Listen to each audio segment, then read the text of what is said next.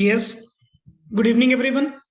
Welcome to SD Commerce Career Sector 10 Panchkula. This is CA Dheeraj here and hope so you're doing well. First of all उम्मीद करता हूं कि आज आपका accounts group 1 accounts का paper बहुत बढ़िया रहा होगा। क्लियर। सो अटेम्प्ट आप लोगों ने कंप्लीट करी होगी, जो अपने आप में सबसे बड़ी एश्योरेंस है कि हम लोग अपना पेपर ऑन टाइम क्या कर चुके हैं, कंप्लीट कर चुके हैं। That is the foremost thing जो आप लोगों के लिए हर पेपर में क्या करती है, मैटर करती है। Clear. But now it's the right time कि basically sir next on exam जो हमारा है that is paper number 2 about the corporate and other laws. Clear. जिसमें सर कुछ हमेशा ही पार्ट रहा है कि रेलेवेंट अटेम्प्ट के according to there are some amendments normally. Clear. तो अमेंडमेंट्स आप लोगों के पार्ट के लिए that means November 22 exam, the going exam जो आप लोगों का है। क्लियर। उसमें कोई बहुत अमेंडमेंट्स तो नहीं है, मैं पहले आपको क्लियर कर दूं। क्लियर।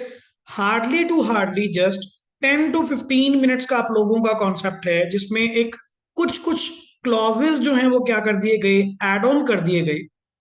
तो मैं इस छोटी सी वीडियो के थ्रू आप लोगों को एक बार ओवरव्यू देने का कोशिश करूंगा कि अल्टीमेटली सर जो अमेंडेड आप लोगों का पार्ट है, कहाँ कहाँ आप लोगों को अमेंडमेंट्स मिली हैं विद द रिस्पेक्टिव मटेरियल जो आप लोगों ने यहाँ पे रीड आउट किया है मेरे साथ। क्लियर।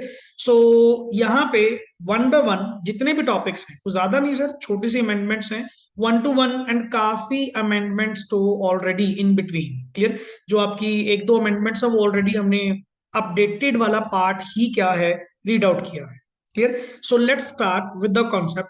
फर्स्ट ऑफ ऑल यहाँ पे सर मैं आपको आईसीआई के अमेंडेड मटेरियल में से ही यहाँ पे टॉपिक ये डन करवा रहा हूँ। क्लियर। सो दैट कि आपको ये ना हो कि सर जो पर्टिकुलरली आईसीआई ने मटेरियल आपके इशू किया है कि सर अमेंडमेंट्स में क्या क्या कवर होगा। First of all particular applicability for November 22 examination. Clear. And ये आपका आज मतलब इवनिंग का ही पार्ट है कि सबसे पहले तो जो अमेंडमेंट आपको है वो कवर करनी है। क्लियर। सो दैट कि नेक्स्ट ऑन जब भी तुम एग्जाम में के प्रिपरेशन के लिए आप अपने टॉपिक्स को रीड आउट करें, चैप्टर्स को रीड आउट करें, तो एक नया कंटेंट ही आप वहां पे क्या करें, रीड आउट करें। क्लियर। सबसे पहले सर यहाँ पे चेक करिए जी, नवंबर 22 एग्जामिनेशन के ऊपर ही पर्टिकुलर ये अमेंडमेंट्स एप्लीकेबल है। क्लियर। फर्स्ट अमेंडमेंट की अगर मैं बात करूं सर चैप्टर 2 के अंदर, साथ साथ मैं आपको दिखाऊंगा भी आपने क्या रीड आउट किया। क्लियर। एंड कहां पे इन लोगों ने फर्क डाले हैं। Clear. So incorporation of company chapter 2 matters incidental thereto में। क्लियर। हम लोगों का जो अमेंडेड पार्ट है, अमेंडमेंट पार्ट जो बेसिकली है वो है सेक्शन 16 के अंदर। Clear. Section 16 of the companies act, जो rectification of name by the company था, वहां पे सर एक वर्ड पीरियड ऑफ 6 मंथ, पहले जहां पे टाइम 6 मंथ प्रोवाइड किया जाता था, वहां पे the word period of 3 months क्या कर दिया गया, सब्सटीट्यूट कर दिया गया। क्लियर। तो नॉर्मली सेक्शन 16 आपके सामने ये रेफरेंस के लिए मैंने रखा ही हुआ है।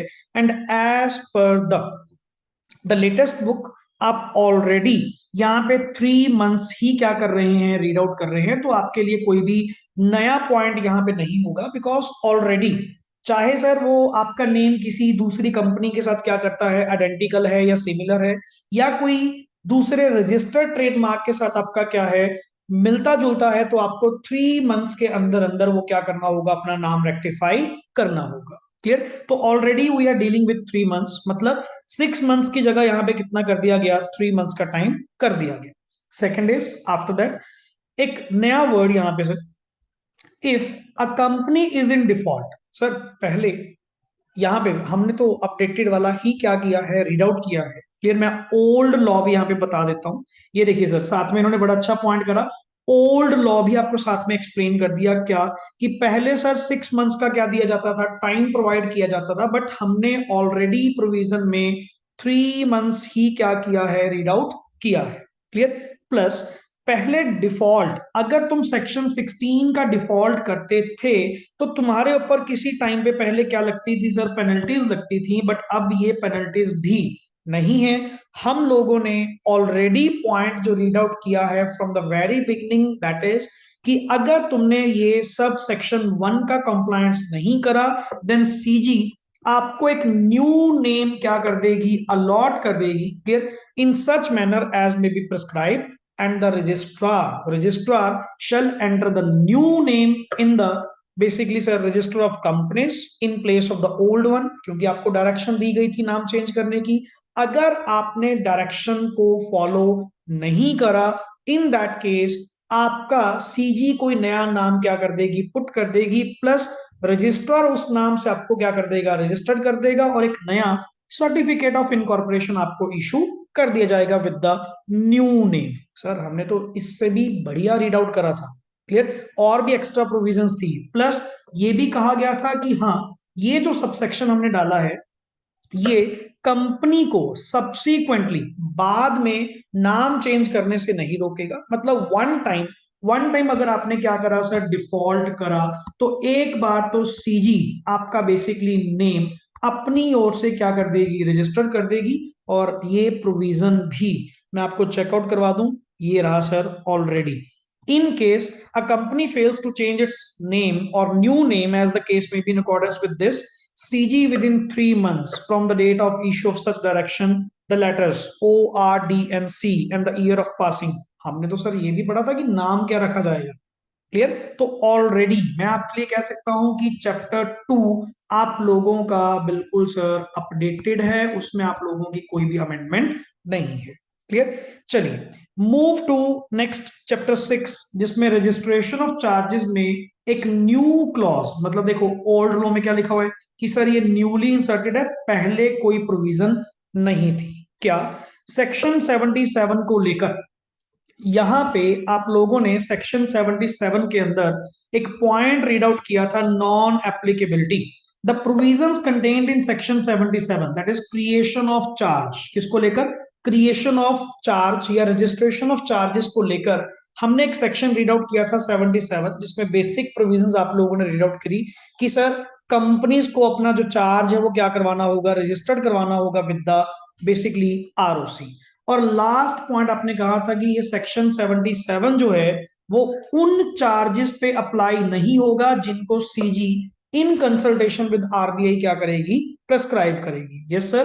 तो ये प्रेस्क्रिप्शन आ चुकी है, यहां पे इन्होंने क्लॉज एक क्या कर दिया गया है, ऐड कर दिया गया है, किस पॉइंट को लेकर, पढ़िए सर।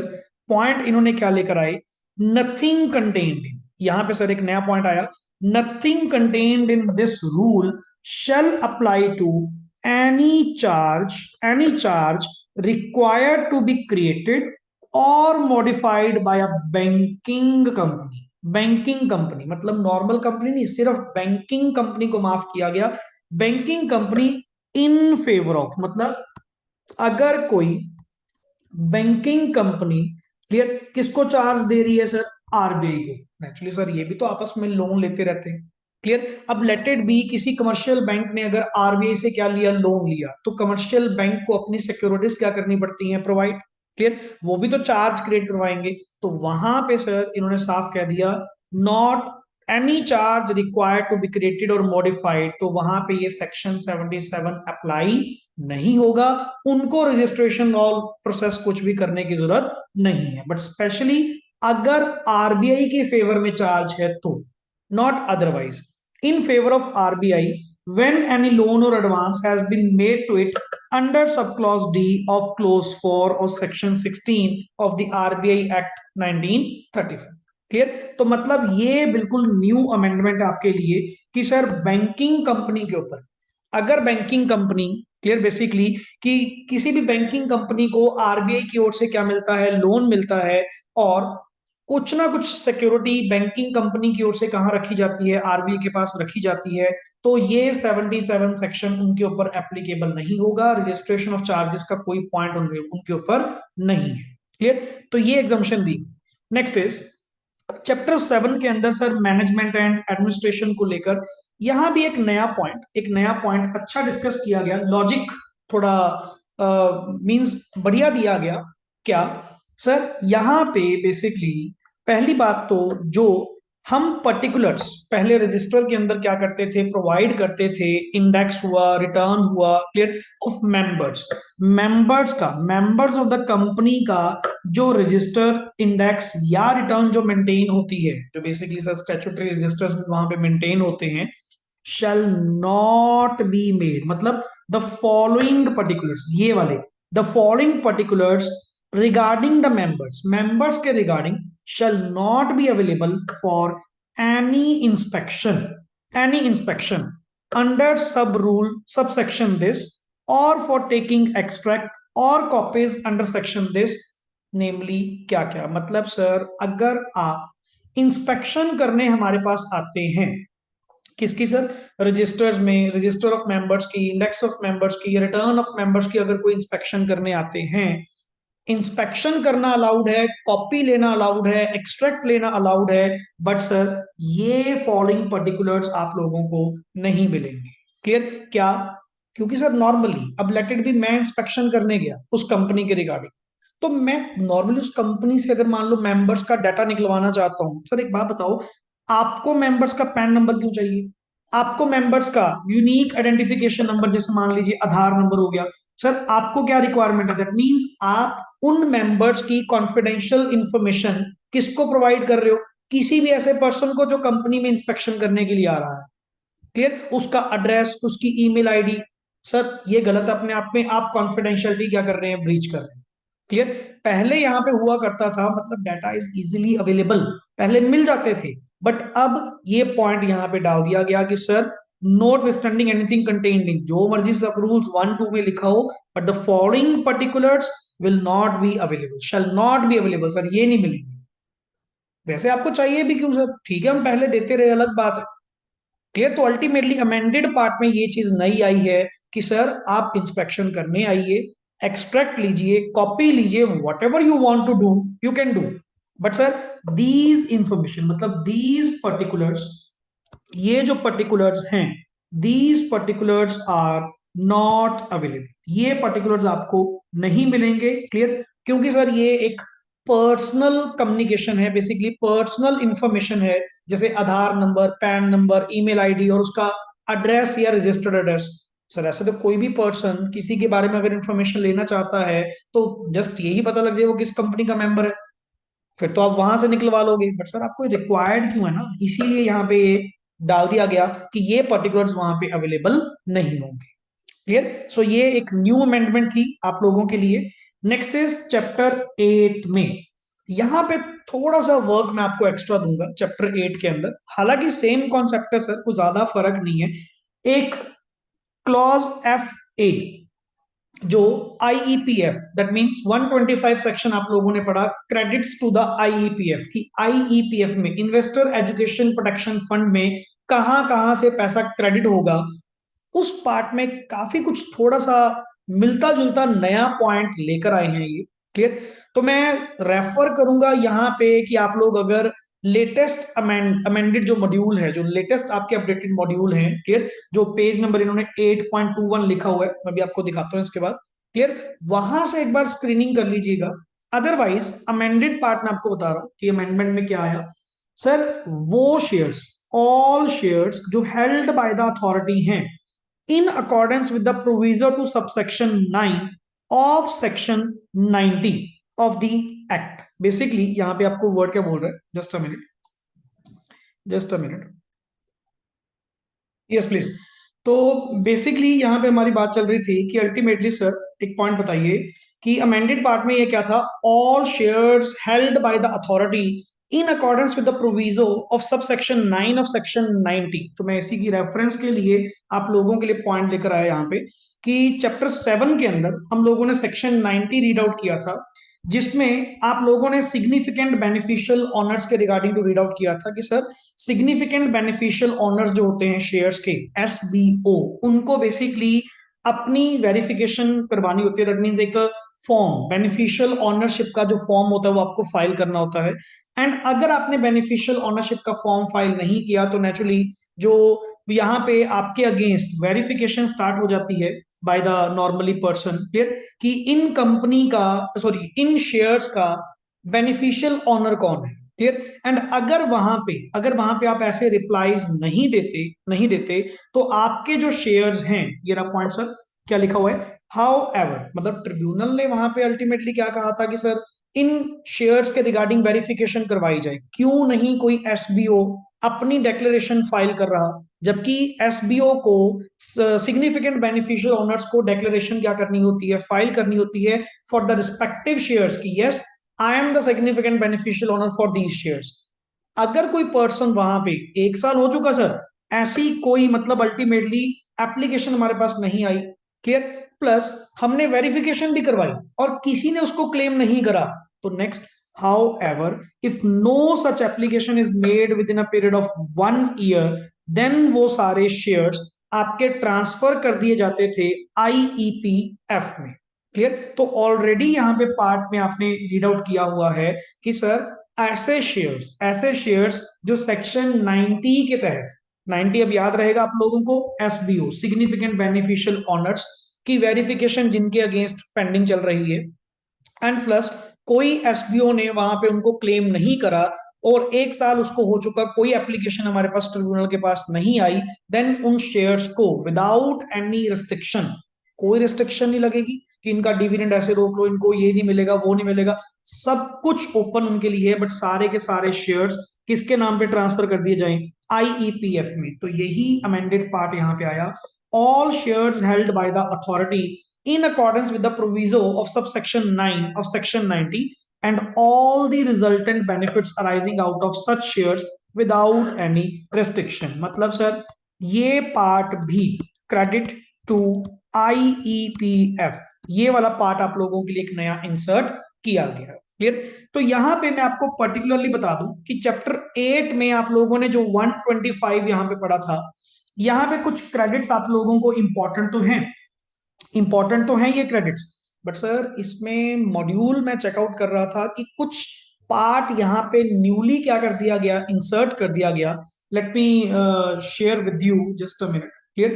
तो यहाँ पे आप लोगों के लिए नया पार्ट क्या होगा, ये रहा सर आपका मॉड्यूल। तो अल्टीमेटली यहाँ पे ये मैं वही पेज नंबर पर्टिकुलरली जो आपके क्रेडिट्स टू द आईईपीएफ हैं, क्रेडिट्स टू द आईईपीएफ हैं, तो मैं एक बार जरूर आपको रिकमेंड करूंगा कि एक बार इनमें दोबारा पॉइंट्स चेकआउट कर लीजिएगा। ऑलमोस्ट क्रेडिट्स आप लोगों के सेम हैं, बट यहाँ पे एक अदर अमाउंट्स के नाम से, यहाँ वाला ये वाला पॉइंट्स अदर अमाउंट्स के नाम से आपके सामने स्क्रीन पे दिख रहा होगा। अदर अमाउंट्स वाला सेक्शन जो है तो सर मिलते जुलते ही पॉइंट, बट अदर अमाउंट्स को आगे क्या कर दिया गया, प्रेस्क्राइब कर दिया गया। तो ये वाला पार्ट आप लोगों के लिए नया बन सकता है, तो वन टाइम इसको जरूर जरूर रीड आउट करके जाएं। सिंपल पॉइंट्स हैं, इजी पॉइंट्स। क्लियर। कुछ भी नहीं है सर, जितने आपसे याद हो पाए मैक्सिमम, क्योंकि यहाँ पे सर, यहाँ पे जो आपका पार्ट था अदर अमाउंट्स को लेकर, मैं आपको यहाँ पे बता देता हूँ। क्लियर। यहाँ पे सर मतलब एक एक्स्ट्रा वर्ड इसके बाद अगर कहूँ जे के में अदर अमाउंट्स को क्या कर दिया गया, प्रेस्क्राइब कर दिया गया कि ये फॉलोइंग अमाउंट्स भी क्या होंगी, आईईपीएफ में क्या होंगी, क्रेडिट होंगी। क्लियर। सो बेसिकली चैप्टर 8 में तो सर यही था। चैप्टर 9 की अगर मैं बात करूं तो यहाँ पे आप लोगों का पहले ही वर्ड हमेशा रहा है, that is CSR 135 section 135। Clear. तो 135 के अंदर कुछ कुछ पॉइंट्स आपके कवर्ड भी हैं, अगर मैं आपको पहले बताऊं, बट कुछ हल्के से अगर आप दोबारा एक बार रिवीजन चेकआउट कर ले, रिवीजन उसकी ले लें, तो आपके कोई भी पॉइंट नहीं मिस होंगे। एंड एक्सपेक्टेड होता है कि अमेंडेड पार्ट में आप लोगों को कुछ ना कुछ मिलेगा ही मिलेगा। तो like in continuation to this ministry general circular number this wherein it was clarified that, जिसमें अभी तक क्या क्लैरिफाई करा था कि spending of CSR funds for the COVID 19 पे अभी तक तुमने पढ़ चुके, ये मत कहना कि सर ये तो हमने कर लिया था, बट थोड़े से वर्ड एड ऑन कर दिए गए हैं। क्लियर। कोविड 19 पे किया गया एक्सपेंडिचर आप लोगों का सीएसआर एक्सपेंडिचर माना जाएगा। क्लियर। एलिजिबल सीएसआर एक्टिविटी है, इट इज, यहां से न्यू पार्ट है आपका, फर्दर क्लैरिफाइड दैट क्या, spending of CSR funds for creating health infrastructure for the Covid care. जैसे आप लोगों ने देखा था कि कोविड के टाइम पीरियड पे मतलब जितने भी ये खुले एरियाज पे थे सब पे बेड्स लगाकर मतलब एक हॉस्पिटल की व्यवस्था बनाई गई। क्लियर, क्योंकि number of beds day by day क्या होते जा रहे थे, कम। तो हेल्थ इंफ्रास्ट्रक्चर को जनरेट करने में, establishment of medical oxygen generation, storage plants, manufacturing and supply of, सबसे बड़ी मेन चीज जिसकी कमी आई थी, oxygen concentrators, ventilators, cylinders and other medical equipment for countering कोविड-19। तो ये क्लैरिफिकेशन बीच में डाल दी गई। और similar such activities are eligible CSR activities under item number schedule 7 में 1 number and last 12th number. मैं आपको चेकआउट करवा देता हूं। सर ये आपका 12th पढ़ा है जी। 12th में लिखा गया था कि टू कॉम्बैट द कोविड-19, क्लियर, कोविड-19 को कॉम्बैट करने के लिए, क्लियर सर, अमेंडमेंट वही है बट उसको नेक्स्ट आगे क्लैरिफाई कर दिया गया कि कौन कौन सा एक्सपेंडिचर, और ताकि थोड़ा सा आपको हेल्प आउट हो सके। मे बी शायद इनमें से केस स्टडी आपको बन के आ सकती है पॉइंट को लेकर। तो ये ऑलरेडी आपके 12th में और एक फर्स्ट में भी कोविड को लेकर इन्होंने क्लियर किया था। ये चेक कर लीजिए सर, वही सर्कुलर नंबर आपके। तो सर ये पार्ट आपका ऑलरेडी क्या है, कंसीडर्ड है, बट स्टिल मैं अमेंडेड में से एक बार रीड आउट करवा रहा हूं सो दैट कि एक ओवरव्यू आपको मिल जाए। Reference is also drawn to the item number 9 of Schedule 7 of Companies Act this, which permits contribution to specified research development projects as well as contribution to public funded universities, certain organizations engaged in conducting research in science, technology, engineering and medicine as eligible CSR activity। ये point आप लोगों का covered है। इन्होंने बात करी है sir point number 9 की, ये वाला पॉइंट सर, क्लियर, ये वाला पॉइंट और इसके अंदर नेक्स्ट पॉइंट ये वाला सर, क्लियर। ये रहा contribution to public funded universities, तो ये भी आप लोगों का ऑलरेडी कवर्ड पार्ट है। Yes, the company including the government companies may undertake the activities. Sir जरूरी नहीं है कि सिर्फ पब्लिक या प्राइवेट कंपनीज, गवर्नमेंट कंपनीज भी ये हेल्प आउट कर सकती हैं, प्रोग्राम्स कर सकती हैं डायरेक्टली बाय देमसेल्फ और in collaboration as a shared responsibility with other companies. Sometimes होता है कि गवर्नमेंट कंपनी खुद नहीं कर सकती, तो किसी के साथ मिलकर ही सही, बट सर करिए, clear, subject to the fulfilment of, क्या लिखा हुआ है, companies CSR policy rules and this done.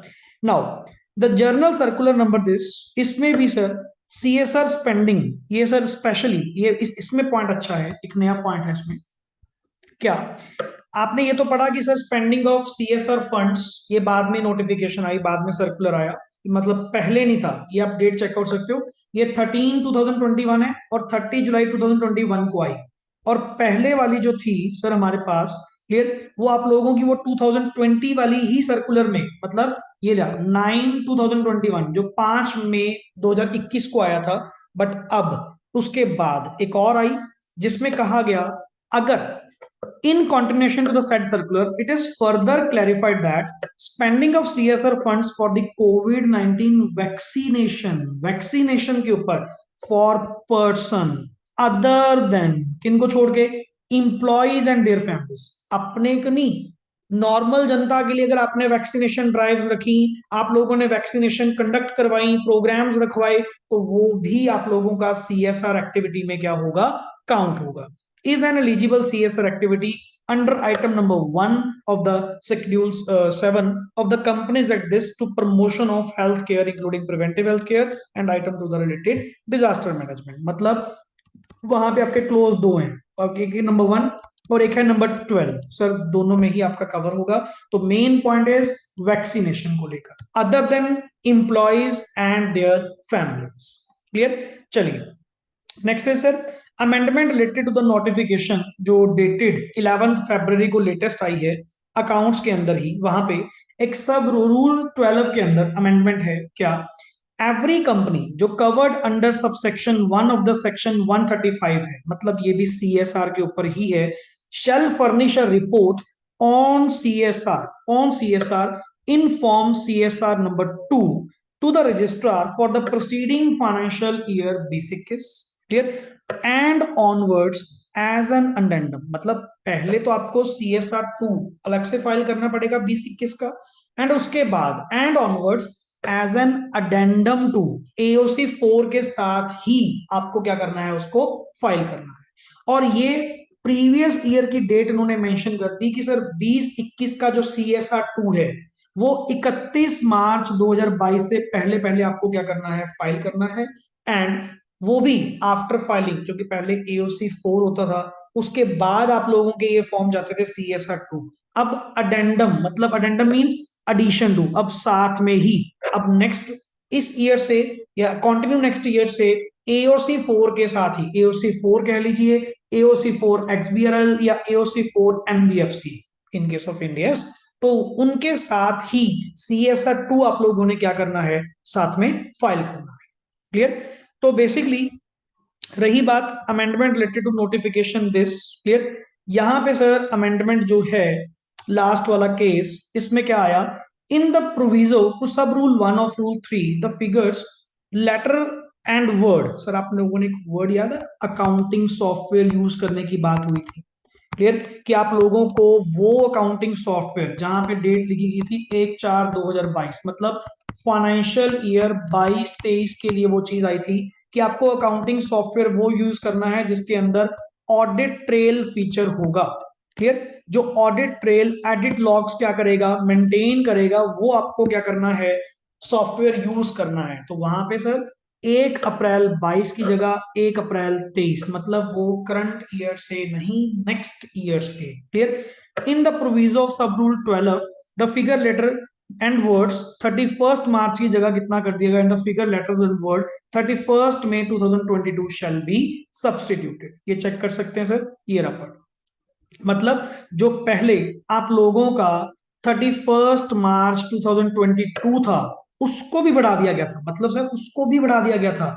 जो आपने ऊपर यहाँ पे पढ़ा ना ये वाला, कि सर ये देखो, तभी उसने नंबर 1 लिया हुआ यहाँ पे, कि जो सीएसआर अभी अमेंडमेंट में आपको क्या पढ़ाया था कि पहले इसकी डेट फाइनल करी थी 31 मार्च 22, अब उसको भी बढ़ा के 31 मई 2022 कर दिया गया। क्लियर? तो ये सर आप लोगों का अमेंडेड पार्ट है, जो कोई बहुत बड़ा अमेंडेड पार्ट तो नहीं था। आपने लगा लीजिए 10-15 मिनट्स के अंदर एक बार ओवरव्यू सा सर अल्टीमेटली, क्योंकि काफी पार्ट तो आप लोगों के कवर्ड थे, लेटेस्ट बुक आप लोग फॉलो कर रहे हैं already. Clear? So now it's time कि सर अपने नेक्स्ट जो डेज हैं, क्लियर, दैट मीन्स आज की सर हमारे पास शाम है, कल का पूरा दिन है, एंड पेपर के डे की मॉर्निंग है, उसको कैसे मैनेज किया जाए। क्लियर? देखिए सर, हर स्टूडेंट की यहाँ पे अपनी अपनी अप्रोच है। आप लोगों को यहाँ पे अपनी स्ट्रेंथ एंड वीकनेस, मतलब स्वॉट एनालिसिस करना होगा। कौन कौन से टॉपिक, देखिए सर, फर्स्ट 1 to 10 आप लोगों का कंपनी लॉ है। क्लियर? एंड कंपनी लॉ के अंदर भी मैं आपको पहले बता दूं कि 65 मार्क्स की आप लोगों की क्या है, वेटेज। क्लियर? रही बात 11-12 एक रैंक का है, 13-14 आप लोगों का एक रैंक का है। 11-12 में आप लोगों के कौन आते हैं सर, कॉन्ट्रैक्ट एक्ट है, क्लियर, प्लस एक नेगोशिएशन। तो यहाँ पे ना अलग अलग अप्रोचेस काम करती हैं, क्योंकि ये भी 25 मार्क्स के अप्रोक्स आ ही जाता है पेपर में। और ये आप लोगों का जर्नल क्लॉजेस, और लास्ट है आपका इंटरप्रिटेशन ऑफ स्टैट्यूट्स। ये तकरीबन आप लोगों का 10 मार्क्स की वेटेज रखता है, और ऐसे आपके बनते हैं 100 मार्क्स। क्लियर? अब यहाँ पे हर पर्सन की अपनी अपनी अप्रोच होगी, हर स्टूडेंट की अपनी अप्रोच होगी कि सर कौन से टॉपिक्स को पहले उठाया जाए, कौन से टॉपिक्स को बाद में किया जाए। Sir it depends upon your capability. आपको जो स्ट्रेंथ लग रही है उसको सर हम कल भी कर सकते हैं। आज पहले तो जो आप लोगों के वीक पॉइंट्स हैं, मतलब जो टॉपिक्स आप लोगों ने कम करे हुए हैं, क्लियर, उनको थोड़ा फटाफट क्या करें, एक बार गो थ्रू करें जितनी जल्दी हो सके। क्लियर? जस्ट एक रिवीजन करी, क्योंकि मैक्सिमम बिलीव करना कि जितनी बार आप उसको गो थ्रू करेंगे ना, ऐसा नहीं कि हाथ रख के बैठ के सर उसको याद करना है, हम लोगों ने ऐसे याद नहीं होता। वी हैव टू जस्ट, आपको एक बार रिवीजन लेनी है, उसको रिवीजन करना है, बार बार उसको देखना है। क्लियर? जितनी बार उस टॉपिक्स को देखोगे आपको प्रोविजंस ऑटोमेटिकली माइंड में बैठेंगे। And plus plus time management, sir सबसे बड़ी इंपॉर्टेंट चीज, आप लोगों का सिलेबस, सिलेबस जो है वो basically even by the tomorrow night. Clear? आज आप लोगों की सर 2 तारीख है, दैट मीन्स 3/11/2022 तक, मतलब कल की डेट तक, कल शाम तक आपके पास जितना भी टाइम है, फुल सिलेबस आप लोगों की ओर से एक बार क्या होना चाहिए, रिवाइज्ड होना चाहिए। Clear, be confident, number of time आप एमटीपीज दे चुके हैं, राइटिंग प्रैक्टिस कर चुके हैं, तो इतना टाइम आप लोगों ने नहीं लगाना, सो दैट जो पेपर की मॉर्निंग होगी, क्लियर, जो पेपर डे का जो आप लोगों का मॉर्निंग पार्ट होगा, वहां पे आप लोग और मेन मेन पॉइंट्स पे, मेन मेन टॉपिक्स पे क्या कर सकते हैं, फोकस कर सकते हैं। क्लियर। और रही बात कि सर इनमें से कॉम्बिनेशन कैसे उठाएं, sir that depends person to person. Clear. थोड़ी सी पास्ट पेपर्स को वेटेज, क्योंकि सर जो लास्ट आपका पेपर मॉर्निंग होगा, मैं वहां पे आपको रिकमेंड करूंगा आरटीपी एमटीपी जस्ट एक बार गो थ्रू करके जाएं, जस्ट एक बार क्वेश्चंस रीड आउट करके जाएं। आरटीपी स्पेशली सर, आरटीपी में आपको चैप्टर वाइज क्वेश्चन अच्छे गिवन होते हैं। लाइक इसके लिए आप मई 22 का, इवन नवंबर 22 का भी आरटीपी आप देख सकते हैं। Clear. And please please presentation आप लोग अपनी इंप्रूव करिएगा, वहां पे मेंटेन रखिएगा। स्टार्टिंग से कोई भी केस स्टडी आपकी 3 पार्ट्स में रिप्लाई होगी। सबसे पहले प्रोविजन, डायरेक्टली कभी भी यस और नो मत कहना। क्लियर। पहले provision, number 2 fact of the case. मतलब देखो सर, लिखते टाइम कंजूसी भी नहीं करनी कि आप लिख ही नहीं रहे हैं, थोड़ा थोड़ा थोड़ा लिख रहे हैं, ये काम भी नहीं करना। क्लियर। और बहुत ज्यादा भी नहीं लिखना, क्योंकि मुझे पेपर भी कंप्लीट करना है। क्लियर। एंड नंबर 3 फाइनली मेरा क्या होगा, कंक्लूजन। क्लियर। फाइनली मेरा क्या होगा, कंक्लूजन। तो जितने आप लोगों के केस स्टडी पार्ट होंगे, क्लियर, यहां पे करेंगे। एंड प्लस हर क्वेश्चन आपका न्यू शीट से सेंटर में लिखते हुए सॉल्यूशन 2, कौन से का कौन सा पार्ट। अपने में बड़ी प्रॉब्लम आती है, हम पार्ट नंबर साइड पे लिख देते हैं, पता ही नहीं सर किसका पार्ट। इवन प्रॉपरली मेंशन करें सॉल्यूशन 2 1A, फिर अपना क्वेश्चन क्या करें, स्टार्ट करें। क्लियर। सॉल्यूशन 2 फोर्थ का बी पार्ट, हर शीट से नया क्वेश्चन आप क्या करेंगे, स्टार्ट करेंगे। And as per the length, 1 page तो बड़े आराम से आपका ये ले ही लेगा, जिस हिसाब से आपकी शीट आप लोगों ने देखी है आज। क्लियर। उस आराम से आप बड़े आराम से उसको 1 पेज में तो बड़े आराम से ले सकते हैं। क्लियर है concept. So my best wishes are always always with you. Clear. You just have to rocket, rocket कर दीजिए सर, कोई दिक्कत नहीं है, बट मैक्सिमम रिवीजन लीजिए। क्लियर। जितना हो सके सिलेबस कंप्लीशन पे विश्वास रखिए। And attempt must be your 100%। Clear. रही बात 15 मिनट्स को यूटिलाइज करने की, वो बेटर आज आप जान चुके होंगे सर फर्स्ट 15 मिनट्स की पेपर रीडिंग टाइम की क्या इंपॉर्टेंस है। And that is the main mind map, mind map जो आपको पूरे 3 घंटे आगे क्या करेगा, लीड करेगा। Clear. So all the best and do the best, rocket. Okay ji, thank you.